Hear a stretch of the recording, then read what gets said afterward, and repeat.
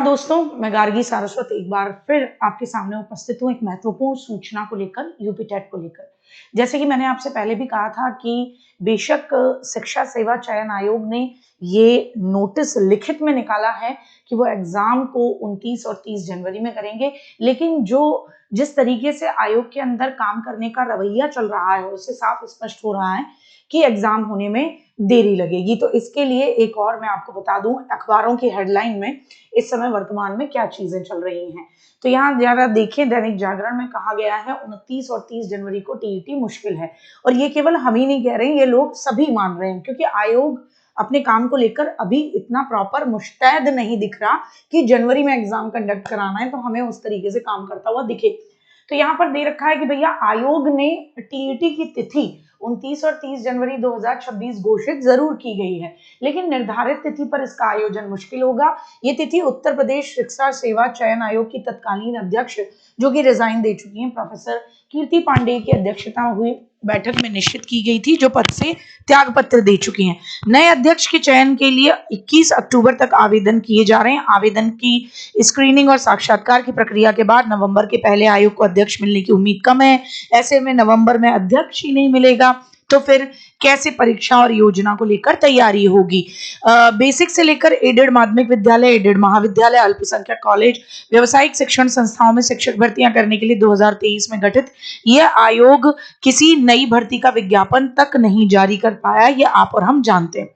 देखिए, कुल मिलाकर मैं जो कहूंगी वो सिर्फ इतना ही कहूंगी कि मैंने जो आपको इनकी खुद की जो आपस में ऑफिस में इन्होंने जिस तरीके से गॉसिप चल रही थी इनकी, और जिस तरीके से ये पोर्टल बना रहे हैं और ये स्पष्ट कर रहे हैं कि अधियाचन का पोर्टल नहीं है, तो देखो ये जनवरी में तो नहीं करा पाएंगे, ये मैंने आपको पहले भी कहा।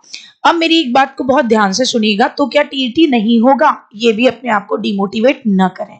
मैंने आपसे कहा था टीईटी आराम से ये जनवरी में नहीं कराएंगे तो मार्च तक करा लेंगे, लेकिन कराएंगे जरूर, क्योंकि इसकी एक तिथि घोषित की थी इन्होंने कि भाई हम तब तक करा लेंगे। दूसरी सबसे बड़ी बात, बच्चों में इस बात को लेके एक ये बड़ा कंफ्यूजन है कि क्या हम अपनी तैयारी करें, भर्ती निकलेगी या नहीं निकलेगी। देखिए, इलेक्शन को ध्यान में रखते हुए सरकार को, अब हर सरकार को, आप बिहार का एग्जाम्पल देख लीजिए, आप राजस्थान का एग्जाम्पल देख लीजिए, हर सरकार को ये चीज करनी होती है।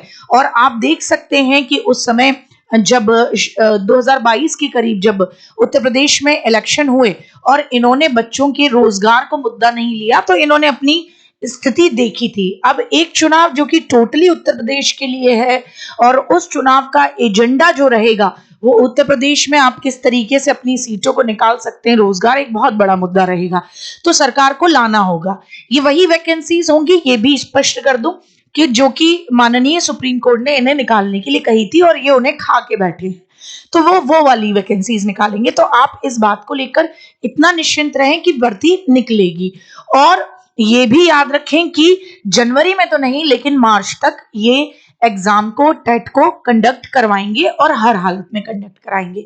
अभी जो भी बच्चे, मैंने आपको बताया क्लासेस आपकी फ्री ऑफ कॉस्ट चल रही हैं, आप उन क्लासेस को देख लीजिए, है ना, जिनमें आपकी थ्योरी प्लस एमसीक्यू क्लासेस चल रही हैं आपके यूट्यूब पर। इसके अलावा आपको सीडीपी और ईवीएस की ई बुक्स दे दी गई हैं, फ्री ऑफ कॉस्ट हैं वो भी। आपका हर संडे जूनियर का और आपका प्राइमरी का एक मॉक टेस्ट आपको मिल रहा है, वो भी फ्री ऑफ कॉस्ट है।